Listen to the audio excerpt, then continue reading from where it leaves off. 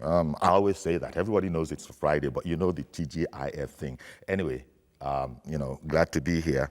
Now, let's go back to restructuring. It's a recurring decimal. It's not going to go away. Just the other day at the Abraham Adesanya Symposium, the 10th anniversary symposium, it was a theme. It was about leadership and the future of Nigeria. There's a sense in which this also sort of, encompassed the whole matter of restructuring. The thought was mooted there that there's no alternative to restructuring. Now, that was what? That was on Wednesday. And then yesterday, as you know by now, leaders of the South and Middle Belt on Thursday were at the National Assembly to meet with the leadership there. They were received by Senator Saraki, Senate President Saraki, and, the whole entourage. They were giving their regard. All sorts of national, what is it now, patriots were there. Olu Adebanjo, the whole, shebang, Edwin Clark and all of them. But the point is, they took the question or the issue of restructuring to the National Assembly and then put it to them through Saraki. John Wondo presented their case. Save Nigeria. No option. We've got to restructure. Well, the Senate President, in brief, had in his remarks after the presentation, was that they would see what could be done legislatively, and that they were committed to, the success of Nigeria and so on and so forth. Now, you've seen the papers. Now, my guest this morning, got two of them. Ahmed Moyesore Jaji is a political affairs analyst, a friend of the House. Madam, as always, thanks a million for coming on. Good morning, Yori. Good morning, viewers at home. Indeed. And our guest this morning that we've not seen in a while, Moses Samuel. Mr. Samuel, as a matter of fact, is a presidential aspirant. A presidential aspirant in the Labour Party, of the Labour Party. He's also a broadcaster, but, I shouldn't have said but. I should just have explained that will always be a broadcaster. On the Christian side of town. Yeah. So very welcome. You're very welcome to the program. And thank you very so much. And great time having been here. Yeah. And great people of Nigeria, but change just started. You're getting in early. Well, let me just stay with you then. You're of the Labour Party. First of all, the whole question of restructuring. Not everybody, in fact, there are those who are afraid of the concept of restructuring. They're not too sure what it means. Tell me where you stand on this question of restructuring. Do you think people are making a mountain out of a molehill? Or do you think, as the elders said at the National Assembly, that Nigeria is on a precipice and needs to be saved? Give me your thoughts on the question of restructuring in Nigeria. The truth about life is, you can only speak rightly on issues that concerns you. Issues that concern another man's neighborhood will not be too good for you to talk about. Restructuring for us in Nigeria, as it is today, is a must. Not because some person don't like some other person, but because Nigeria is just too big, too blessed to allow certain persons suffer. And so, for there to be equal acceptance, for people to understand where they belong, why don't we restructure?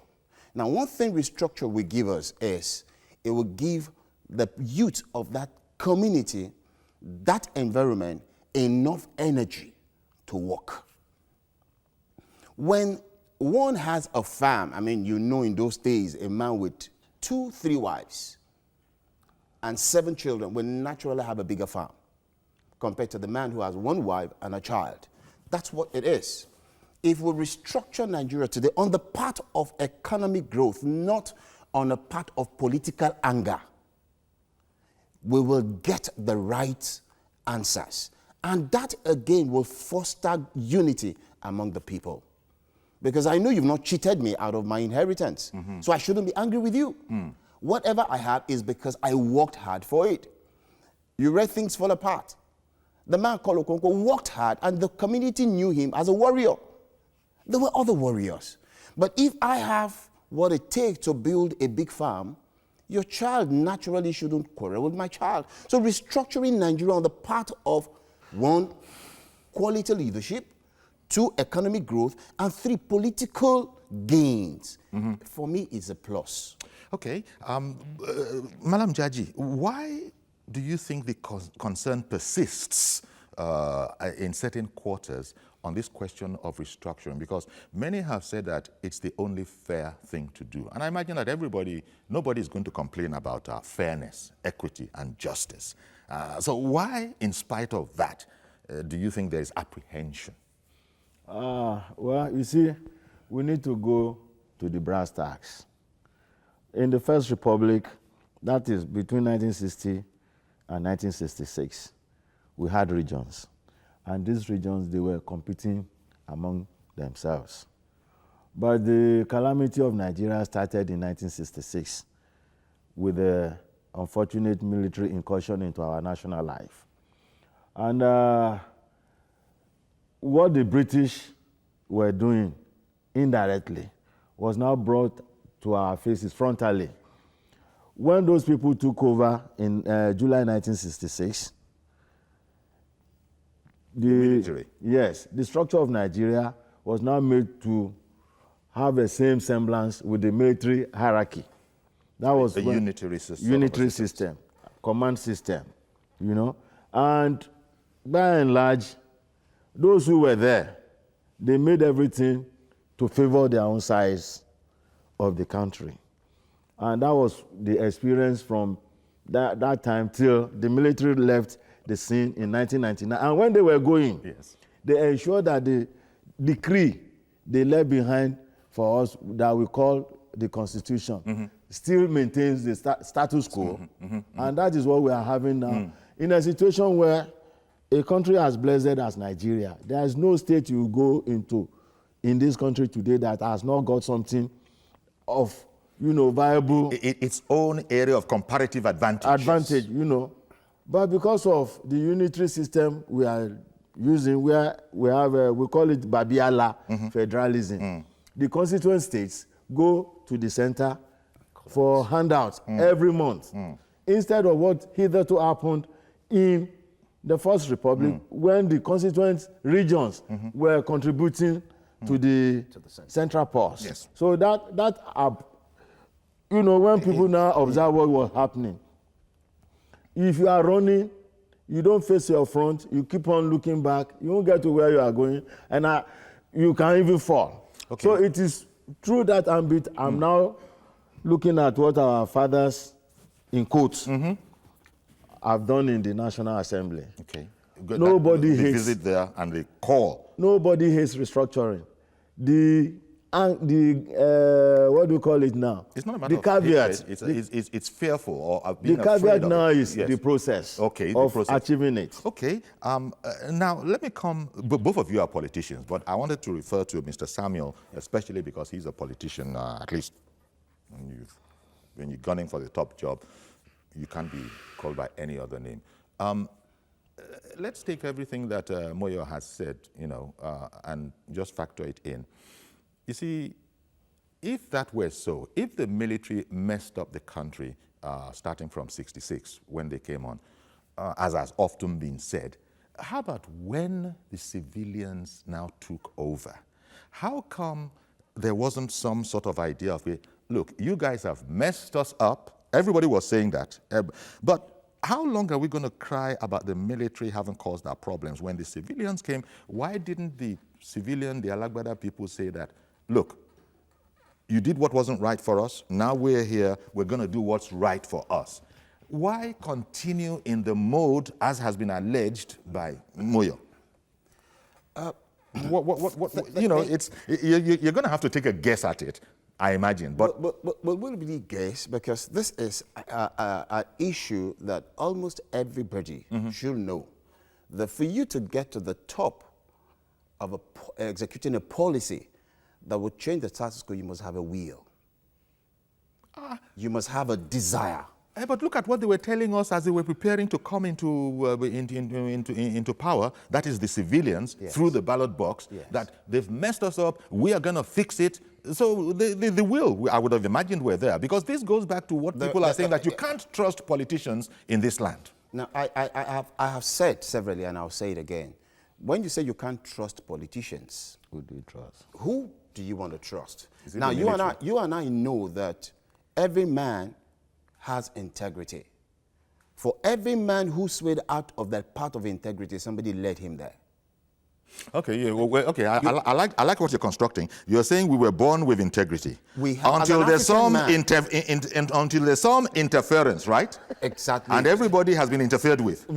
I wouldn't say everybody has been interfered Okay. with. I wouldn't say everybody has been interfered Look at Moyo. Look at the way No, Moyo- he is. He understands. He understands perfectly. You see, Because we're going to come back to the will that you talked about, the political will to do the right thing. Fine.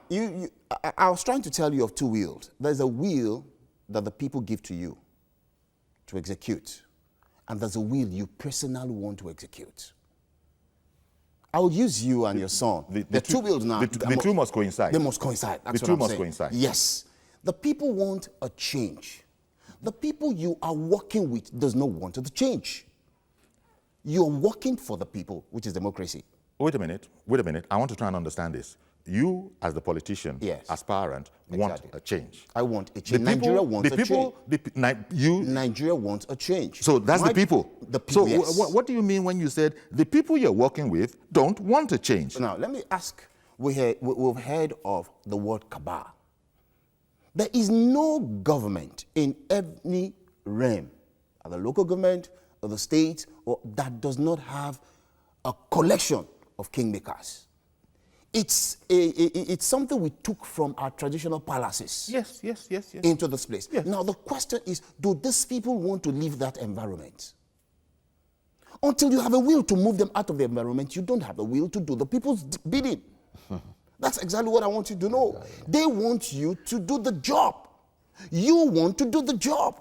But the people who sit at the helm controlling your affairs, do they really want to do the job? Because the man who does not have an idea to plant cassava and wants to eat gari will always want to be by the factory where the gari is produced. The day you moved him out of that place, you are putting him into hunger. So we must have a will Thank you. personally to throw away the cabals who exist. I like this way, the way this is going, because there's sometimes you need to get very, very simplistic. It's an involved and advanced concept. Very esoteric. But sometimes you can get to the brass tracks by reducing LCM, economic lowest common denominator. Okay. You come down to the lowest.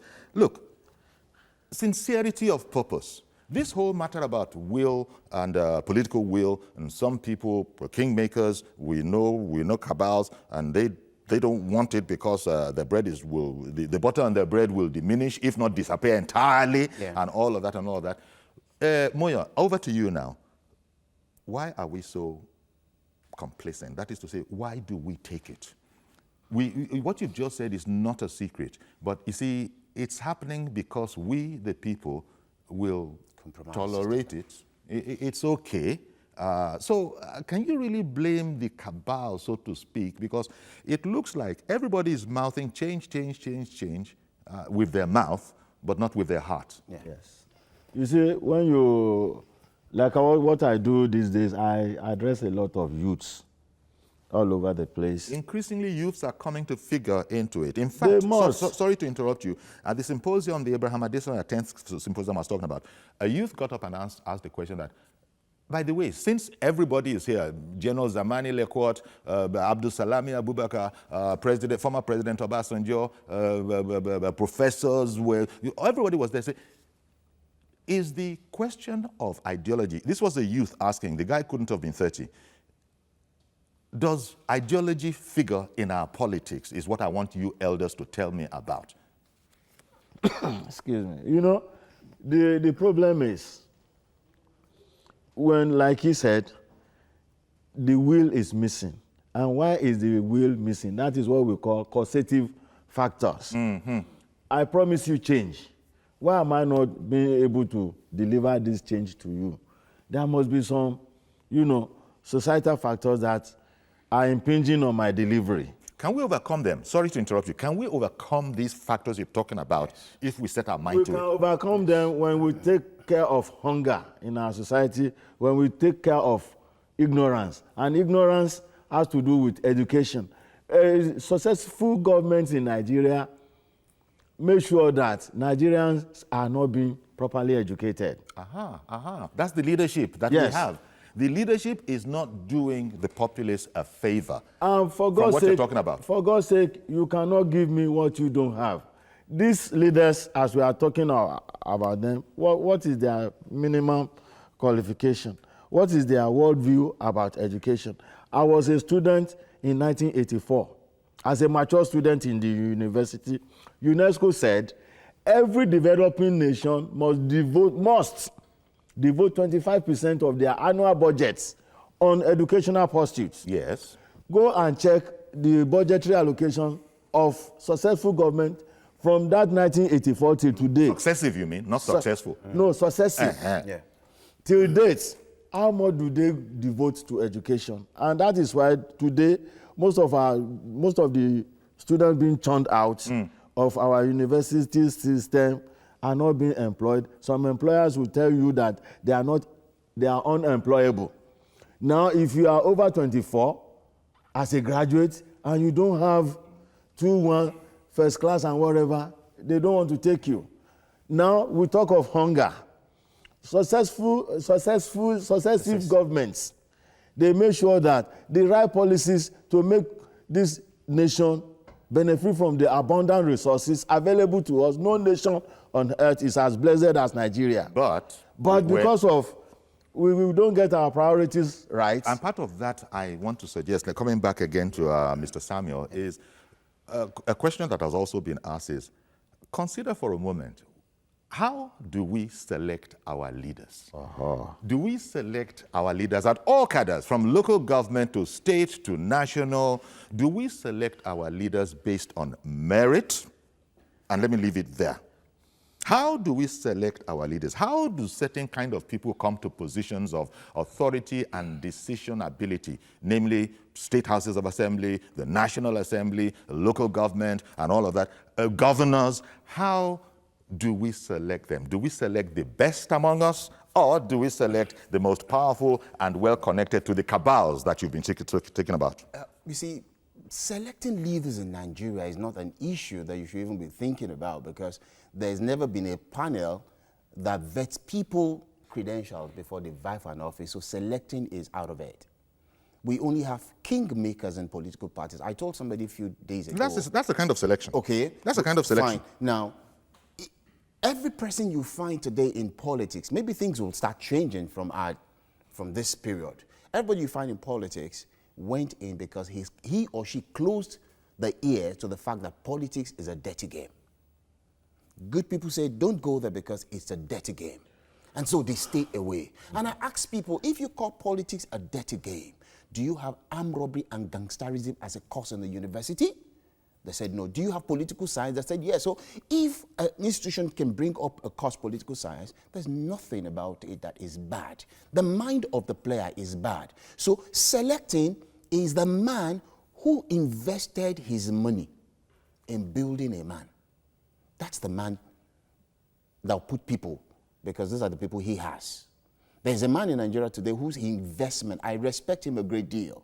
He's one person that, if you ask me to go and see him today, I will do all to see him. He looked at people and invested in them politically and put them. Yes, you may give that man any kind of a name, but he sees quality and invests in money in it for you to get a post. So there is no selection here except the man who has invested in money in building a man. Why things go wrong, and we said they are wrong, is because the civil servants who help you do your daily activity as a senator, as a governor, teach you how it is to move funds. And so at the end of the day, I blame a good man who went to an office and suddenly changed.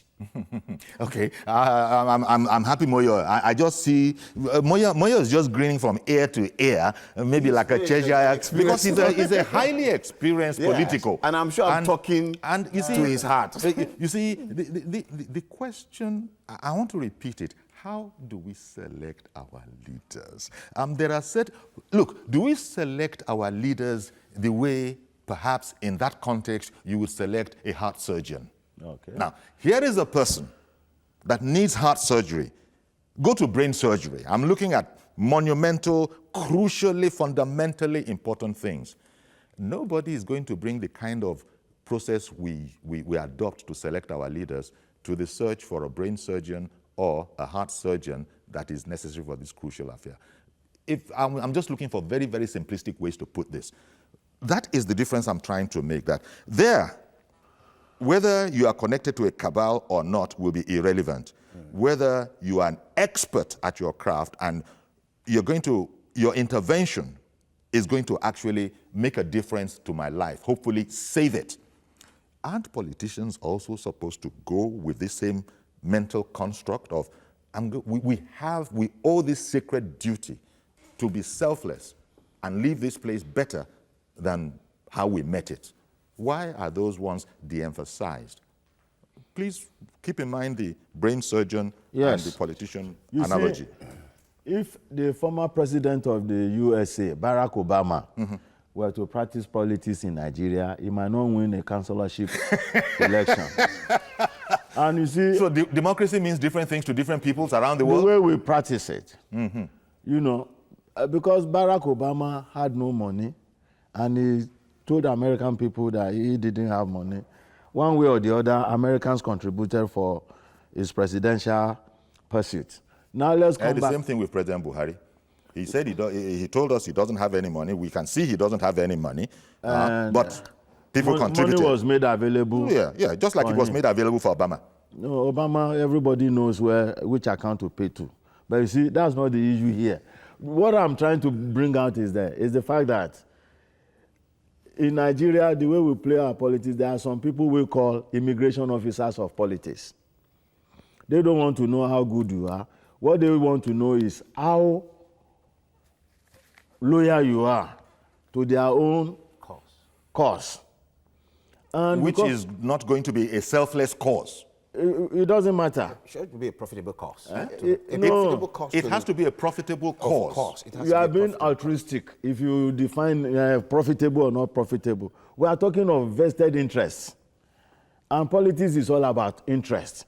But in their own case, it's vested.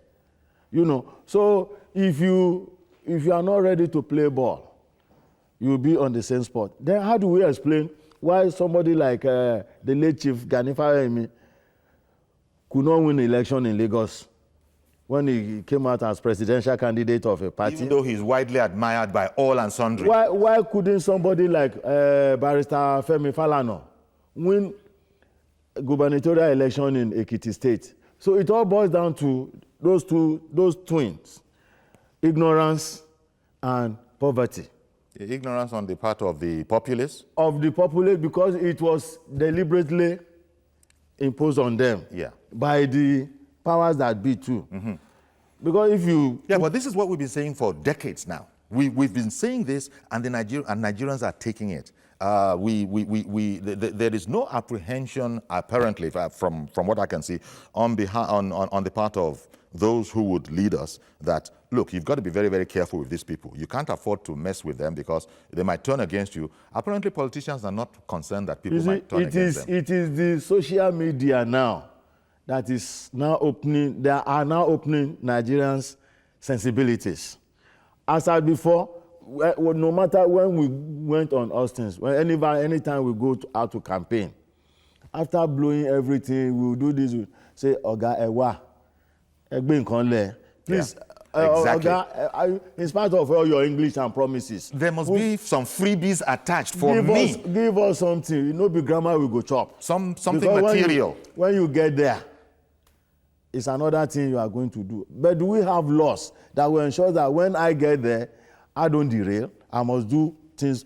And those people who put up, I earlier spoke about the decree we are calling the Constitution. Those who put the decree together, they knew what they were doing. Any day, like what Saraki was saying, that they will use they will use the legislate. What he will see what could be done from a legislative perspective. Political rigmarole. And after the thing has been ensured that when it comes to voting, a particular portion of Nigeria, if they don't agree with what you put on the table, they will vote it out, and it doesn't have to be because they are Muslims or Christians. The last time Lagos State, Mrs. Oluremi Tinubu asked for special status for Lagos. What happened to it? The thing was overwhelmingly voted out. So what are we talking about? Until you get back to that decree, make it people sensitive. Make it Nigerian sensitive. I mean, taking into consideration our peculiar environment. We'll just be talking, round, and nothing will be achieved. It looks like what Malam is saying to me is that what he's saying is that those people who would lead us are the people who have to have a change of heart, because the people themselves are going to be forever led. They don't realize their own power. They're not going to get up and say we're pushed to a wall. We're not cooperating anymore. I'm not going to vote this. This is the person we want. Let this person stand for election. None of that is going to go on in spite of the so-called might of the people. It will still run into troubled waters. Now, we're talking this much today because it looks as if less food is on the table of Nigerians now. Well, a set of people that easily get satisfied. Nigerians are easily satisfied. If somebody begins to make a noise... Is that not ignorance? That's exactly Is that not ignorance? Okay. Easily satisfied. With bread and a bottle of Fanta. We don't ask questions. It runs around the class. It's not just within the local class. This runs around the class. Okay, one moment, please. Forgive me for interrupting you. Yeah. Reverend Dominic, good morning, sir. Good morning, Yori. Thanks for joining us. My friend Jaji. Yeah. Good morning, the new... Mr. Samuel. Mr. Samuel, the new kid in the block. Good morning, sir. Thank you. Yori, if you ask Madam Jaji, many years ago on a television set, we have argued this issue. The structure we're talking about, or what the structure, who made this structure, man or ghost? When we talk about the restructuring, if we restructure the political geography of Nigeria, and restructure whatever we want to restructure, and we don't restructure the main that will manage this structure, what we have today is what we're going to have. Let me give you one example. As terrible as the 1999 Constitution, as horrible, as bad as that constitution is, does it encourage this bloodletting? Does it encourage this stealing? Does it encourage that we are going to give children food every day and we cannot give them? Does it encourage that we cannot secure our own people? I mean about this 1999 Constitution. If we must restructure to get anything right, we must restructure the men and women who govern this nation. I didn't mean to derail. Look at a man was taken to court the other day on a stretcher. And journalists, I want to accuse you something. Can't you journalists do investigate journalism? What is wrong with our brother? Does he have spinal injury? Does he have a structure? Or does he traumatizing sickness? Nigerians are watching this thing going on. What has to do with the Constitution? Good governance in anywhere in the nation is about the people who govern it. Cameron left Britain not because there was a constitution that pushed him out of office. When he lost that Britain, he had no moral justification to continue governing Britain. There was no constitution. There was no restructuring. It's about the man's structure of the heart. What we need is to restructure men that govern Nigeria, not the structure of Nigeria. God bless you, sir. Indeed. Thank you very much, Reverend Dominic, for calling in. We've been talking about this. It looks as if the cabals that you're talking about are as powerful as they are and are able to influence the direction we go as a nation simply because the people, for the moment, are letting them. You've attributed this to different reasons. All the NGOs, all the progressives, all these power blocks that can actually make a difference and say no. The problem is everybody says we want change, but some have now begun to suspect and wonder, how sincere is this change? Because even though we want the government to lead us into change, the leaders to lead us into change, I've questioned sometimes how ready we are individually to do our part in the change, to change our own mind first, not want anything that we are not entitled to, not want to be compensated for being here and being your supporter. You know, those kind of things. It's like everybody seems to have his own cut. And if we keep on talking about those people who are in charge, that is because their nest is feathered.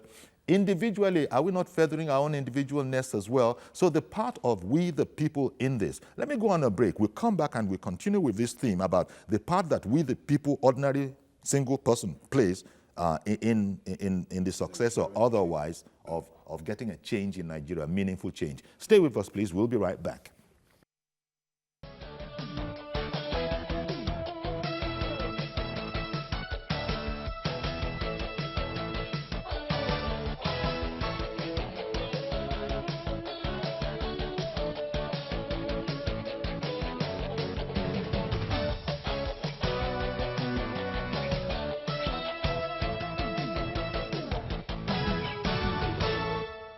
Welcome back. We're looking at the question of restructuring yet again against the backdrop of a bunch of leaders from the South and the Middle Belt and other places going to the National Assembly, taking the whole case for restructuring, that Nigeria needs to be saved because it's on the precipice. Okay, so where we left off before we went on break is the part that we, the ordinary people, have to play in this. There's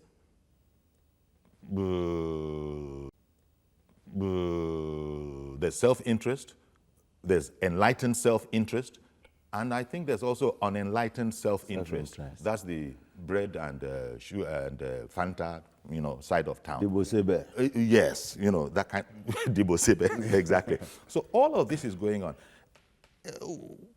Are we the ordinary? Let's leave the leaders. We know that they are the way they're going, but it's because they know that we will not say no.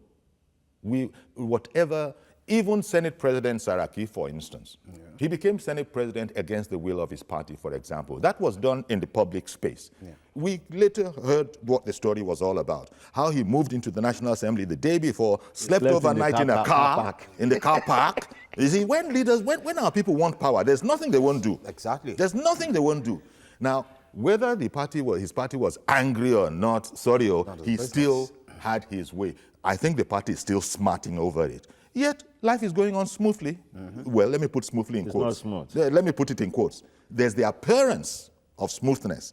And we're all, as Fela would put it, shuffling and smiling along. Yeah. Now, where will we say enough is enough? We've been pushed to the wall. We hear of this in other climes. What is it about us that allows us to tolerate this from our leaders? We need to put two things together. What? One, we need to embark on human capital developments. And two, we need to professionalize our institutions. Okay. If we put there's an organization called the National Orientation Agency. I'm not looking at the government agencies. No, I'm just looking at the whole matter about what does it mean to be a Nigerian? What are those that you can be proud of, that I am a Nigerian, and whatever other Nigerian you speak to is not going to differ from what I'm saying because he has Nigerian blood in him? There are a lot of them like that. What? There are a lot of youth and a lot of elders. There are a lot of people who still believe in this enterprise called Nigeria. And that's why you find some people say, I'm not part of it, because they are so disenchanted with the activity going on in Nigeria. If the government begins to invest more on building capacity, reforming the civil service, putting the right checks on the armed forces. For instance, like I told somebody... No, that is not going to happen until you have the revolutionary seek public office. Because it's a revolution of ideas. The right people will not come out. I guess you know. The right people will not come out. That's why I made a statement a while ago that maybe from our time, some right persons will begin to come up. But the politicians will not want to give up power. Jaji wants to disagree. But before you do so, let me bring in Mr. Okwara from VI. Good morning, Mr. Okwara. Okay, good morning. Thank you for calling in, sir. Good morning, our presidential parents and our father there. Thank you so much, my brother. Nigerian mind has been restructured already. That's why we are calling for physical restructuring. Nobody will tell Nigerians that we have not restructured our mind. For a long time, Nigeria has been suffering. Restructuring of mind cannot make people not to go and make food in Abuja. Governors every month will go to Abuja to beg for what they have, what they own. Somebody collected it from them and they are dashing them. Every month they go there and queue up. It is not so. We have restructured our mind. Let us restructure Nigeria.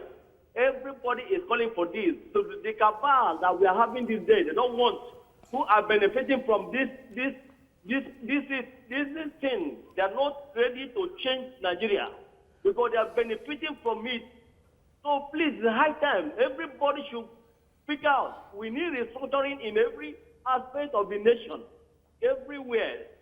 Thank you. Thank you very much. Now, Malam, I want you to concentrate on that part about our individual responsibility. I have to know, for instance, that you can't get into office, and I can't show up in your office and say, Malam, well, we thank God, it's our turn now. Now you are there. What, you must find something for me. You know, that goes on up and down the land. Yes. Anybody who has a friend who is in political office is looking, well, I know I shouldn't say that because there are no absolutes. There will be exceptions. But you understand what I mean, by and large. Now, this goes against the whole concept of the kind of society we're trying to bring about, and but it still goes on, albeit silently. Even by those who are shouting change the loudest. Yeah. You see, the issue is, like you said earlier on, you have so many Nigerians who are very, very, very qualified in these political parties. You have lawyers, you have doctors and whatever. But if you don't belong to the right caucus, they won't put you forward. No matter Nobody will even hear about you. No matter how good you are. And we don't have independent candidates. So. Good. And that is why I said those who put the constitution together, which I call decree, until it is changed. Those who put it where they put it now, they knew what they wanted to achieve with it. That was why you don't have independent candidacy.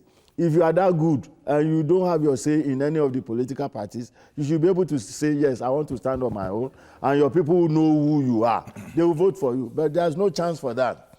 And for God's sake, if you don't belong to a political party, you don't have any chance of becoming anything until you are appointed. Mm-hmm.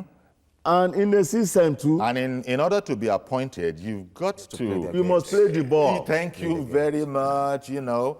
Bootlick, generally conduct yourself that I'm very, very loyal and all of that. We have two main issues that is keeping Nigeria, an average Nigerian down, no matter how restructured your mind is. This issue of ethnicity, this issue of religion. When it comes to religion, I don't want to know who you are, and I don't want to know the merit or whatever of your argument. So long as you are not a Muslim, I don't want to listen to you. That's not about me. I'm talking generally. Yeah. And does it work the other way too? So if you're not a Christian, sorry, you know, I'm not too interested. Now, if anything should happen now, say, don't mind that Jaji man. It's because he's a Yoruba man. Or because he's a Muslim. Or because he's a Muslim. Others will not look at the advantage of Jaji having done what he has done and back him up. Now, those who are using these two cards, they know what they are doing. Okay, let me bring in Mazi Okorafor. Good morning, sir. From Abakaliki. Mazi Okorafor. From Labour Party and Oga Moye. Good morning. Good morning, sir. The restructuring is the best answer or solution to Nigerian agitation. You see, the area the National Assembly to pass that motion is better for us. Nigerians must take a risk. There is no business you do that is not a risk. Restructuring is a risk. If you look at Nigeria, let's look at Nigeria, just alphabetical. The country is too big. A country with over 300 languages. Like Mr. Yola Kidadi said, equity and fair play. This is what we want. Now look at Abia State. Yeah, I'm from Aruchuku. Abia State, where is Federal University of Science and Technology in Abia State? Where is it? Now, for how long will the people then start complaining? For how long will other people from other states come to Maiduguri, Plateau, Nasarawa, Gombe, name them? So, if the government wants all these things, people have been saying, get restructure. Whatever they try, the Because anybody that goes to, whether you're a business entrepreneur, tell a student, go to university, when you finish, you read the entrepreneur course so that when you come back, you'll be what? Independent of yourself. At least no longer carry to come out, carry envelope or carry letter. So that you look, you're looking for a job for federal establishment because you have to be dependent. So that is why there is need for us to do what? To restructure. Thank you very much, Mr. Yuri and our Gaboyi and our presidential aspirant, and have a blessed and a fruitful weekend. Indeed. Thank you very much for calling in. You see, I come along with what you guys are saying, what you gentlemen are saying. Questions are asked. Only the other day, the question was mooted about, look, take, for instance, one of the security concerns we have, marauding Fulani herdsmen. As somebody pointed out, Fulani herdsmen carry staffs. That's what they've been known to carry. Yeah. Who gave them AK-47s that have been observed? Where did they get not just the AK-47s, but also know how to use that equipment? So that is a rhetorical question. It was suggested that it's by the people that do not want the whole exercise and process and concept and new construct to sort of hold ground.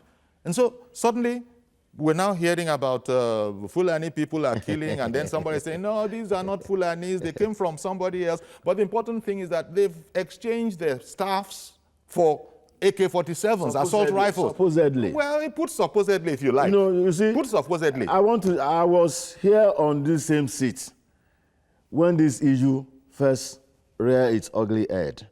And I said, I have a little bit of Fulani blood in me. Mm-hmm. That name, Jaji, anybody can decode it. Mm. But the fact is, I grew up seeing a Fulani herdsman with staff. That is why Yoruba will tell you, Opakoni Fulani Finda Egberun Malu. That is what we got to know. Mm. But you see, sociologically, when you look at this issue, which is beyond this sitting anyway, some of us have this belief that some people who are bent on disorganizing this society are the people behind. Because like this morning, I heard from the radio that over 100 Fulani herdsmen with AK-47 attack a village in Numa. Does that make sense? Exactly. So we need to look deeper than what we are saying. They are just using Fulani. It could be Boko Haram in another guise. This is Yakub, good morning. Yeah, good morning, sir. And good morning, Madam Jaji and the gentleman in the Mr. studio. Samuel. Mr. Samuel, yes, thank you. Shibiori, the restructuring is the answer, yes. But to me, I have another opinion towards this thing because if we want to restructure this country, I don't think it's going to happen in this kind of National Assembly that we have because of the leadership of the House.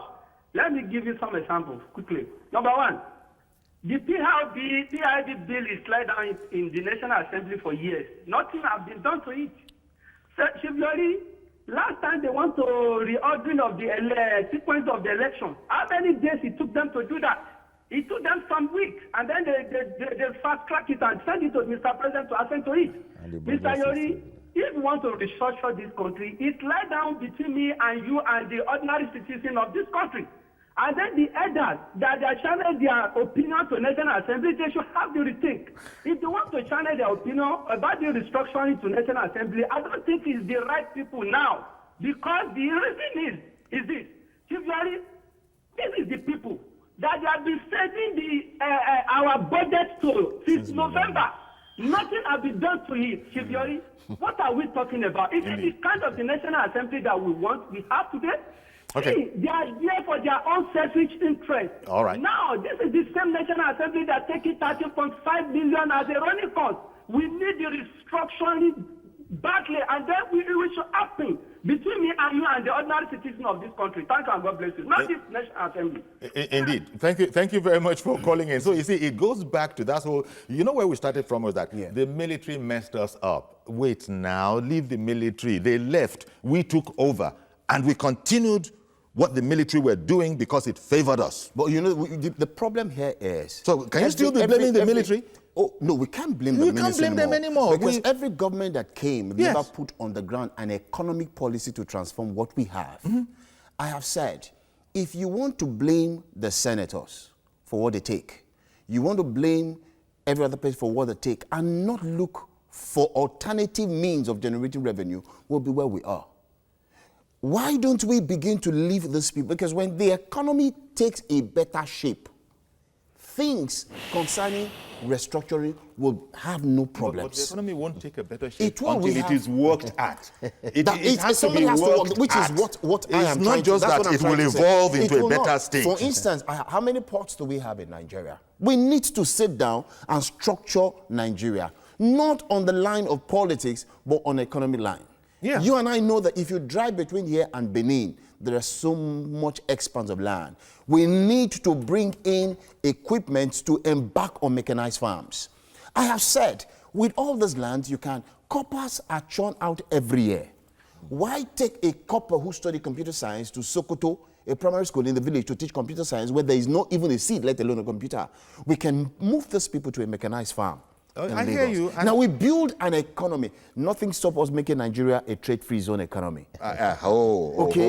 Put all of those things together. At the end of the day, it's what you people, or you people like you, all you presidential aspirants. That's what we're going to hear this from just about every single one of you. But experience tells us that once you guys get into the office, we then have a different ballgame. I think you're seeing a new person now. Ishaq in Jos. Good morning, sir. Ishaq.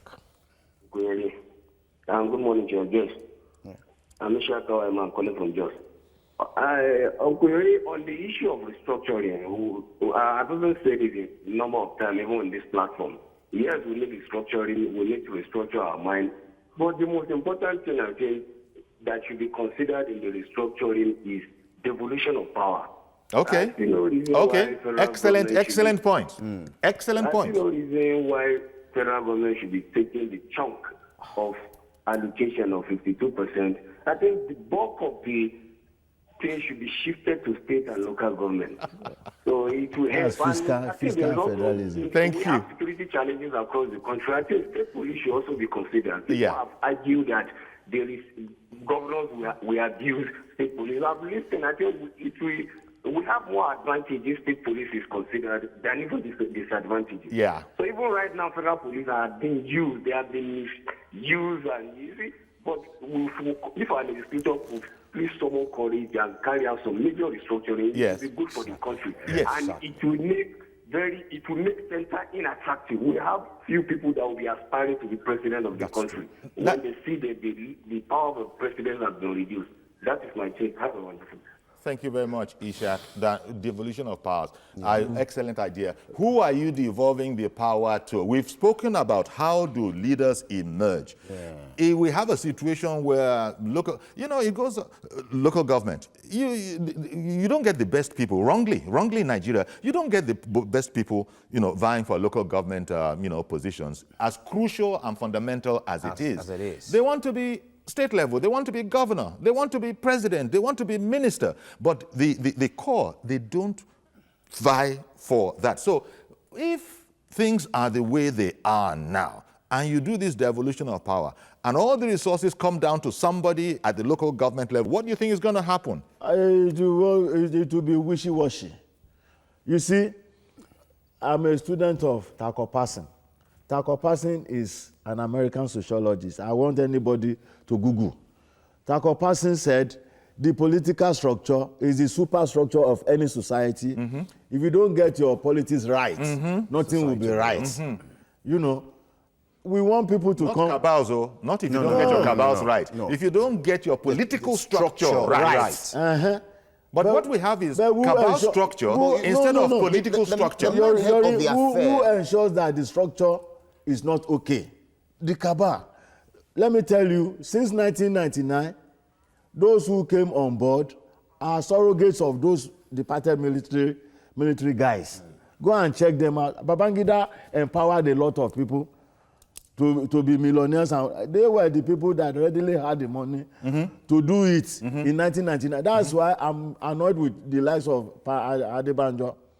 They had the chance to seize the bull by the horn in 1999, but they said no, they were sitting down, they are sending their second 11. The second 11 got there, they refused to let go. And here we are today. You are now calling for restructuring. President Buhari said he's not against restructuring, but go through the restructuring through the due process. All right. What is the due process? By going to the National Assembly, the states will have a say in it. And if you have anything to say from local government to the state level, put down your ideas, they will vote on it. 2/3 of the states in Nigeria will say, yes, we want restructuring. But if you say, because election is coming near, you want to use it as a tool of blackmail to, stampede the man who is presently on the seat, it cannot work. Sonny in Jonathan Apapa, had it. good Why morning. didn't you? Oh, did I just miss you? Sonny in Apapa, I think I missed him. Jonathan I'm so sorry had- about that. See if you can get in again. Jonathan had a chance. He did his confab. Obasanjo did his confab. Why were they not talking about restructuring or use their offices as at that time to ensure that the whole gamut of restructuring was put in place? So we should tarry with our eyes wide open. I think we everybody's should talking- not allow we're it. all talking Everybody knows that restructuring there must today. be caucuses. There are caucuses Of all over the course. world. We all Political caucuses. Yes. But it's, you guys, luckily you guys are in politics. I am not, so you know a lot more about this than I do. But it's possible to have those caucuses for nationalistic purposes. It's just a matter of ideological leanings. We all have the same objective, I would imagine. All these caucuses have the same Exactly. objective, which is the enhancement of the nationhood of Nigeria, the standard of living, and all of that and all of every would-be aspirant must want that. It's just that the routes are different. Now ideologically is what it should be about, but it's all about deep pockets. Ideology It's all is about dead. you The can't run for ideology is office. dead. For You instance, I know that you, sir, since you're vying for presidency, you have funds at your disposal. You're probably going to need something in the region of maybe, I don't know, maybe 5 billion or something like that to actually begin to approach it with some sense of seriousness. That's the way Fine. it is, Right? That's just the structure that Nigeria has developed into. Okay. I beg your pardon, sir. Nami has been waiting in Jos for quite a while. Good morning, Nami. Hello, good morning. Good. Oh. Good. Nami. Hello, good morning. She's a regular client. Yes, thank you very much for calling in. Good to have you again. See, I would like to say that the word restructuring has come to be a political slogan that is being used by our politicians. For me, as a Nigerian, I want us Nigerians to think this way, that politicians to give us a universally acceptable definition of this restructuring they are talking about. Because if you They can't do it. You will see that everybody is using the restructuring, but the definition of the restructuring we're getting is different. So it's as it suits you, you give us. But we, the masses, the voting population of Nigeria, want them to follow this definition of restructuring so that we'll be able to align to the one that is suitable, acceptable, and is progressive for us Nigerians, because we need a better Nigeria. But as far as I'm concerned, what will make Nigeria better than the Nigeria of yesterday should be what we should stick to. Thank you, and do have a great day. Thank you very much, madam, for calling in. I guess the problem that you have just thrown up now is going to be the same with the situation we have where we say, look, the democracy means different things to different people around the world. Yeah. Indeed, she has just made the point that restructuring means different things to the different politicians in this country. Not everybody. So maybe, can somebody come out and tell us what restructuring is all about? Restructuring. But Yes. it's not as if there are not, sort of academic, definitions or explanation of what restructuring is all about. But the point that that lady just made, we can all identify with it. Whether there's enough sincerity of purpose, whether we really, truly are patriots, whether we truly are nationalists, is a question that I think is still open and that will be answered by the continuing conduct of those that are in charge. But for the moment, we just have this experience that they say one thing before they come into office, and then when they get into office, they now regale us with the level of difficulty. We call it objective reality. Okay, there you go. So it's all right to criticize from the outside. When you get I remember when APC was in opposition, Lai Mohammed, I think he virtually invented the word cluelessness. you know, that clueless kind of a government. Well, now I imagine, you know, he's liking himself where he is now because people are borrowing his own script from when he was in the opposition to what we have now. So there's this problem that Nami, that lady, has just brought up, that we're just mouthing these words as political slogans to sound right. Where is the sincerity?